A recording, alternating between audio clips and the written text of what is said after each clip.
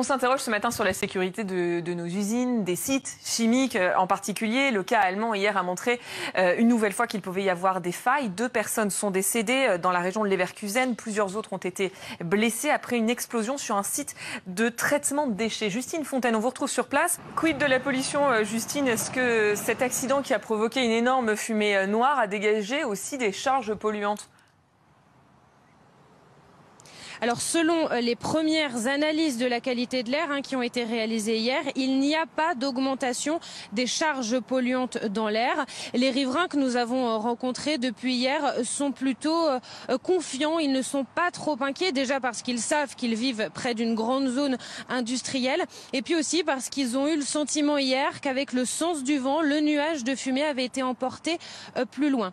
Pour autant, les autorités, notamment les pompiers, recommandent toujours aux habitants les plus proches de l'usine de ne pas consommer les fruits et légumes de leur jardin, mais aussi de ne pas toucher l'éventuelle poussière, la suie qui se trouverait sur leur mobilier de jardin par exemple. Il faut attendre les résultats des analyses qui devraient tomber demain ou dans les prochains jours pour connaître quelles substances se trouvent dans ces résidus, dans cette poussière et si elles sont toxiques. Merci Justine Fontaine avec Philippe Vigneault. Bonjour Margot Bouzac. Vous êtes avocate en droit de l'environnement au cabinet Gossman Avocats. Et bonjour Frédéric Poitou, vous êtes ingénieur chimiste, expert judiciaire européen. Vous avez travaillé sur les conséquences de l'incendie de l'usine Lubrizol en France. C'était en septembre 2019 à Rouen.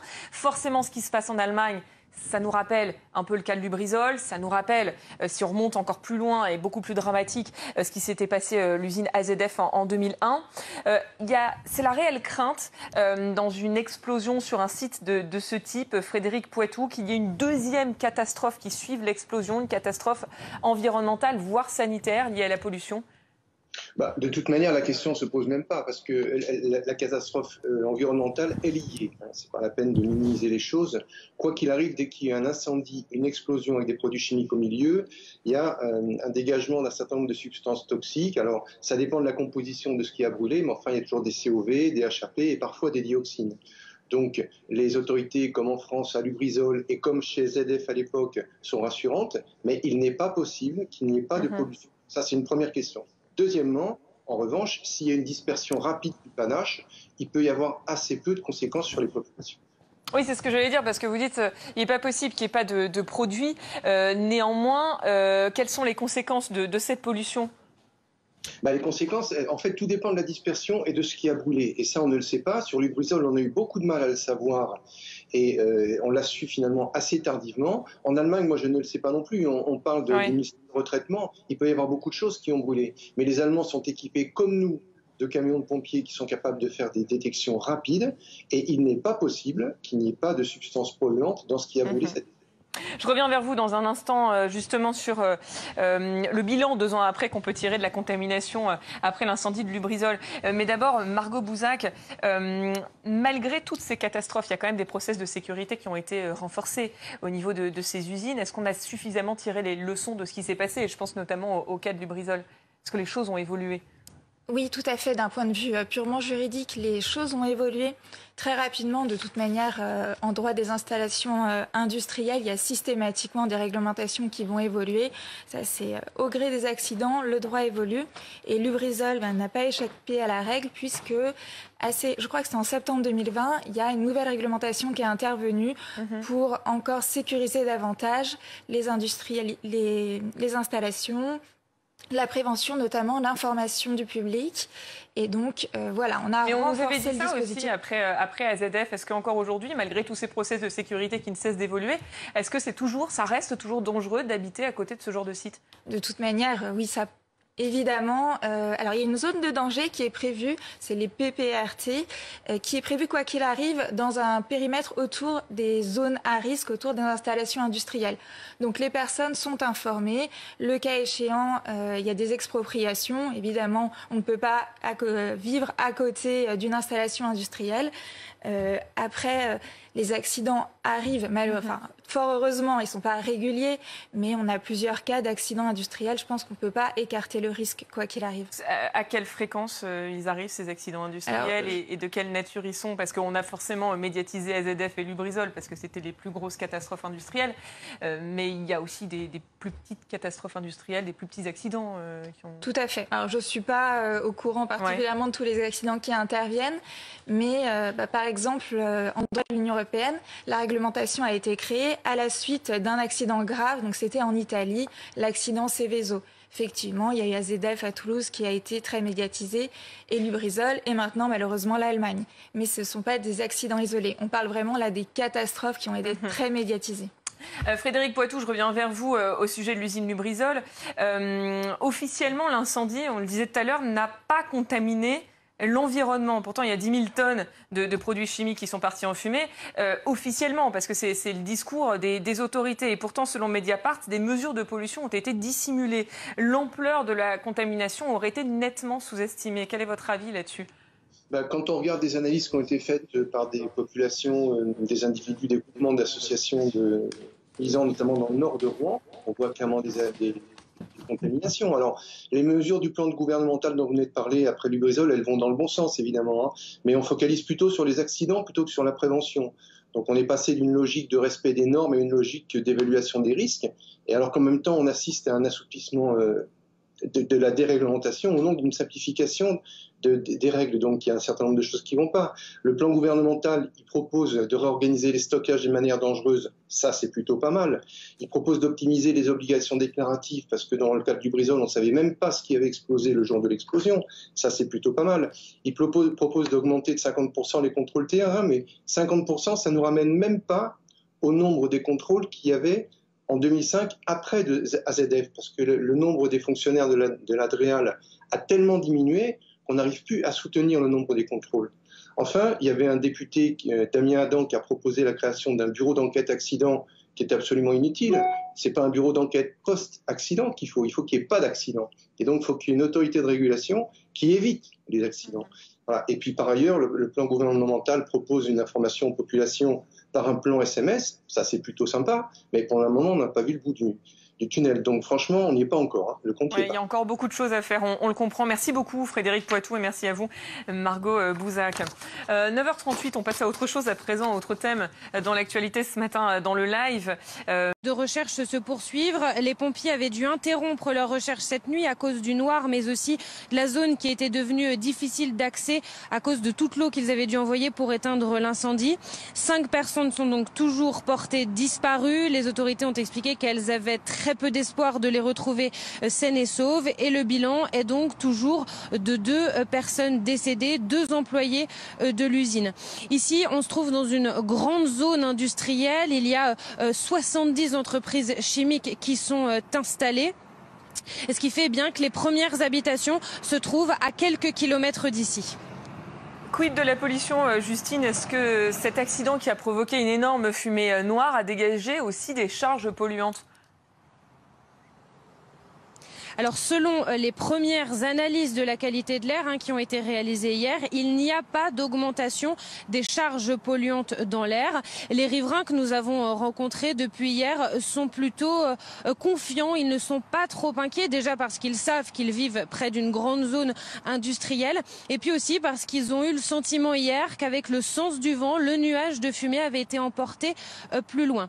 Pour autant, les autorités, notamment les pompiers, recommandent toujours aux habitants les plus proches de l'usine de ne pas consommer les fruits et légumes de leur jardin, mais aussi de ne pas toucher l'éventuelle poussière, la suie qui se trouverait sur leur mobilier de jardin par exemple. Il faut attendre les résultats des analyses qui devraient tomber demain ou dans les prochains jours pour connaître quelles substances se trouvent dans ces résidus, dans cette poussière et si elles sont toxiques. Merci Justine Fontaine avec Philippe Vigneault. Bonjour Margot Bouzak. Vous êtes avocate en droit de l'environnement au cabinet Gossement Avocats. Et bonjour Frédéric Poitou, vous êtes ingénieur chimiste, expert judiciaire européen. Vous avez travaillé sur les conséquences de l'incendie de l'usine Lubrizol en France. C'était en septembre 2019 à Rouen. Forcément, ce qui se passe en Allemagne, Ça nous rappelle un peu le cas de Lubrizol, ça nous rappelle, si on remonte encore plus loin et beaucoup plus dramatique, ce qui s'était passé à l'usine AZF en 2001. C'est la réelle crainte dans une explosion sur un site de ce type, Frédéric Poitou, qu'il y ait une deuxième catastrophe qui suive l'explosion, une catastrophe environnementale, voire sanitaire liée à la pollution. De toute manière, la question ne se pose même pas parce que la catastrophe environnementale est liée. C'est pas la peine de minimiser les choses. Quoi qu'il arrive, dès qu'il y a un incendie, une explosion avec des produits chimiques au milieu, il y a un dégagement d'un certain nombre de substances toxiques. Alors, ça dépend de la composition de ce qui a brûlé, mais enfin, il y a toujours des COV, des HAP et parfois des dioxines. Donc, les autorités, comme en France à Lubrizol et comme chez ZF à l'époque, sont rassurantes, mais il n'est pas possible qu'il n'y ait pas de pollution. Ça, c'est une première question. Deuxièmement, en revanche, s'il y a une dispersion rapide du panache, il peut y avoir assez peu de conséquences sur les populations. Oui, c'est ce que j'allais dire, parce que vous dites il n'est pas possible qu'il n'y ait pas de produits. Néanmoins, quelles sont les conséquences de cette pollution ? Les conséquences, en fait, tout dépend de la dispersion et de ce qui a brûlé. Et ça, on ne le sait pas. Sur Lubrizol, on a eu beaucoup de mal à le savoir. Et on l'a su finalement assez tardivement. En Allemagne, moi, je ne le sais pas non plus. On parle de retraitement. Il peut y avoir beaucoup de choses qui ont brûlé. Mais les Allemands sont équipés, comme nous, de camions de pompiers qui sont capables de faire des détections rapides. Et il n'est pas possible qu'il n'y ait pas de substances polluantes dans ce qui a brûlé cette. Je reviens vers vous dans un instant justement sur le bilan 2 ans après qu'on peut tirer de la contamination après l'incendie de Lubrizol. Mais d'abord, Margot Bouzak, malgré toutes ces catastrophes, il y a quand même des process de sécurité qui ont été renforcés au niveau de ces usines. Est-ce qu'on a suffisamment tiré les leçons de ce qui s'est passé? Et je pense notamment au cas de Lubrizol. Est-ce que les choses ont évolué? Oui, tout à fait. D'un point de vue purement juridique, les choses ont évolué très rapidement. De toute manière, en droit des installations industrielles, il y a systématiquement des réglementations qui vont évoluer. Ça, c'est au gré des accidents, le droit évolue. Et Lubrizol n'a pas échappé à la règle puisque, je crois que c'est en septembre 2020, il y a une nouvelle réglementation qui est intervenue pour encore sécuriser davantage les installations, la prévention, notamment l'information du public. Et donc, voilà, on a renforcé le dispositif. Mais on nous avait dit ça aussi après AZF. Est-ce qu'encore aujourd'hui, malgré tous ces process de sécurité qui ne cessent d'évoluer, est-ce que ça reste toujours dangereux d'habiter à côté de ce genre de site? De toute manière, oui, ça... Évidemment. Alors, il y a une zone de danger qui est prévue, c'est les PPRT, qui est prévue, quoi qu'il arrive, dans un périmètre autour des zones à risque, autour des installations industrielles.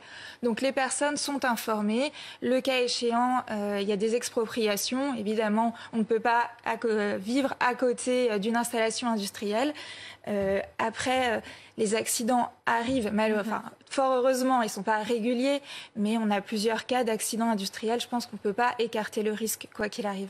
À quelle fréquence ils arrivent, ces accidents industriels, et de quelle nature ils sont? Parce qu'on a forcément médiatisé AZF et Lubrizol, parce que c'était les plus grosses catastrophes industrielles, mais il y a aussi des plus petites catastrophes industrielles, des plus petits accidents qui ont... Tout à fait. Alors, je ne suis pas au courant particulièrement de tous les accidents qui interviennent, mais par exemple, en droit de l'Union européenne, la réglementation a été créée à la suite d'un accident grave. Donc, c'était en Italie, l'accident Seveso. Effectivement, il y a eu AZF à Toulouse qui a été très médiatisé, et Lubrizol, et maintenant, malheureusement, l'Allemagne. Mais ce ne sont pas des accidents isolés. On parle vraiment là des catastrophes qui ont été très médiatisées. Frédéric Poitou, je reviens vers vous au sujet de l'usine Lubrizol.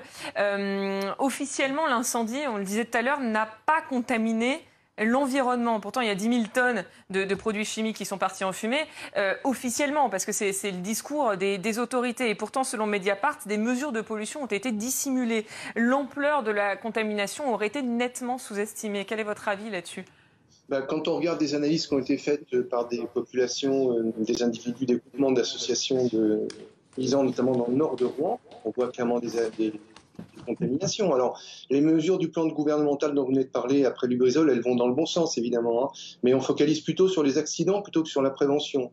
Donc, on est passé d'une logique de respect des normes à une logique d'évaluation des risques, et alors qu'en même temps, on assiste à un assouplissement de la déréglementation au nom d'une simplification des règles. Donc, il y a un certain nombre de choses qui ne vont pas. Le plan gouvernemental, il propose de réorganiser les stockages de manière dangereuse. Ça, c'est plutôt pas mal.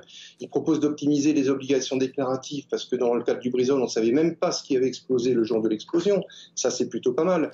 Il propose d'augmenter de 50% les contrôles terrain, mais 50%, ça ne nous ramène même pas au nombre des contrôles qu'il y avait en 2005 après AZF, parce que le nombre des fonctionnaires de la DREAL a tellement diminué qu'on n'arrive plus à soutenir le nombre des contrôles. Enfin, il y avait un député, Damien Adam, qui a proposé la création d'un bureau d'enquête accident qui est absolument inutile. Ce n'est pas un bureau d'enquête post-accident qu'il faut. Il faut qu'il n'y ait pas d'accident. Et donc, il faut qu'il y ait une autorité de régulation qui évite les accidents. Voilà. Et puis, par ailleurs, le plan gouvernemental propose une information aux populations par un plan SMS. Ça, c'est plutôt sympa. Mais pour le moment, on n'a pas vu le bout du tunnel. Donc, franchement, on n'y est pas encore. Hein. Le compte il y a encore beaucoup de choses à faire. On le comprend. Merci beaucoup, Frédéric Poitou, et merci à vous, Margot Bouzak. 9h38, on passe à autre chose à présent, autre thème.